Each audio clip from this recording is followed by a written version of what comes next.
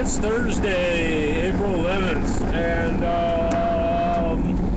well, I got that Mount Gox trap all figured out now. I found my wallet, that big long line of stuff where the wallet code is, and I had been using the desktop version on my cell phone, and the mobile version, of course, is a whole lot easier to navigate. And I suggest that anybody that's going to get into this Bitcoin stuff, familiarize yourself with the Mt. Gox mobile version and use that for your buying, selling, and all that kind of stuff. Because it happens really quick. It's a really easy format to see what's going on with it.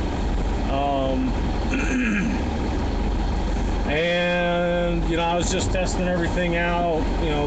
Sold me. I took like 5/100ths of a coin and transferred it from my Coinbase wallet over to the Mt. Gox wallet, and I guess that took about 10, maybe 15 minutes or so. It wasn't long. It wasn't instant. It wasn't as fast as I thought it was going to be, like an email, but it was certainly a hell of a lot faster than a bank transfer. So it was like 10 or 15 minutes. It went in there fine. You just want to be real careful about which letters are capitalized and which ones aren't. I haven't tried the little picture thing. You can take a picture of that code and send coin that way. That kind of scares me a little bit. I don't know whether the line code comes up after you snap the picture, just to verify, make sure everything's right in there before you send it. But so far everything's good. I sold a 1/100th of a coin last night at the 170 and change level, and bought it back this morning at, well, I started off this morning, I guess it's about 8:30 or so, somewhere in there, and I was trying to get onto the Mt. Gox website, and it was slow as crap. Wouldn't let me get on there. The exchange was popping up just for a second, and I saw that the prices was in like the 140 range. I had to wait like another hour before I was actually able to get on there and buy back in, and by then it had gone up to the 150. So, I made a teeny little tiny bit. A little bit more. I got a little more Bitcoin than I started with last night, but it was more for just making sure everything goes through and it does what it says it's going to do, and so far I'm pretty happy with it.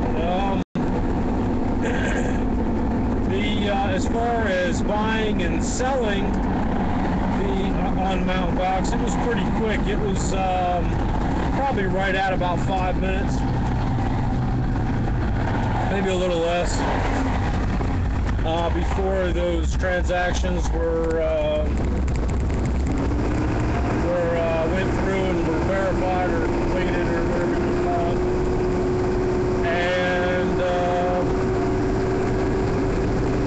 well, so there it is. And the other interesting thing, and I was thinking about, was that on the Mt. Gox you get to change what currency you're working with.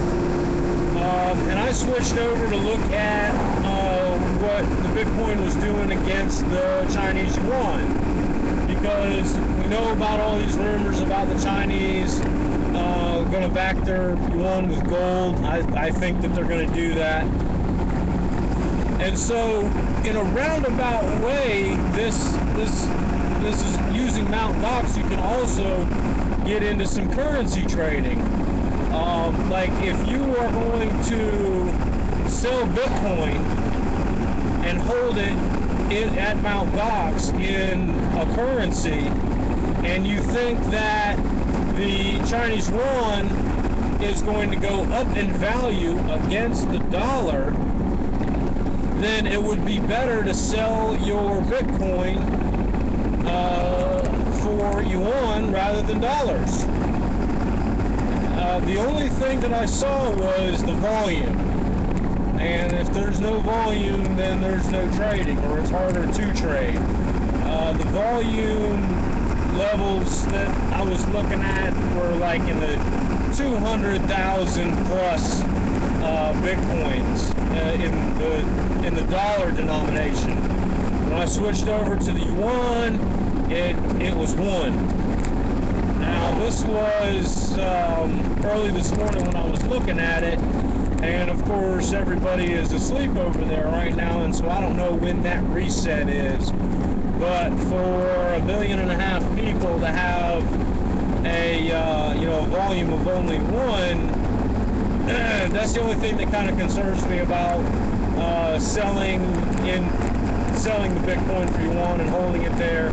How easy is it to go back and buy it for yuan? How many buyers are there of Bitcoin and yuan, or all that kind of stuff?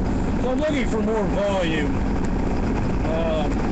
there, and it might have just been because the day it started over with that volume. I don't know how they measure the volume, whether it's per 24-hour period based at UTC time. I mean, there's a lot of little things that I don't know how this stuff goes, but we're learning.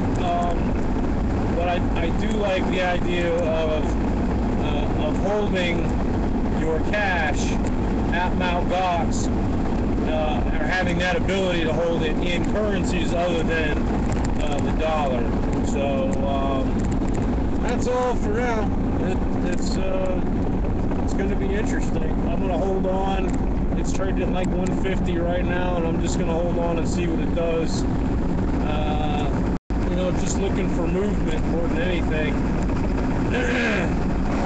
If I see it start to go down, if I had been set up with the information, if I had been set up over at Mt. Gox, I wouldn't have sold the. I would have sold the Bitcoin. I probably would have sold more of it, and because knowing that on the Mt. Gox exchange, I'd be able to buy it right back once I saw it hit a bottom. So Mt. Gox is the place to be. I hope they get these denial of services attacks straightened out, but we'll see what happens. I just say for right now, keep it small and keep it simple, and don't have anything in it more than you're willing to lose. All right.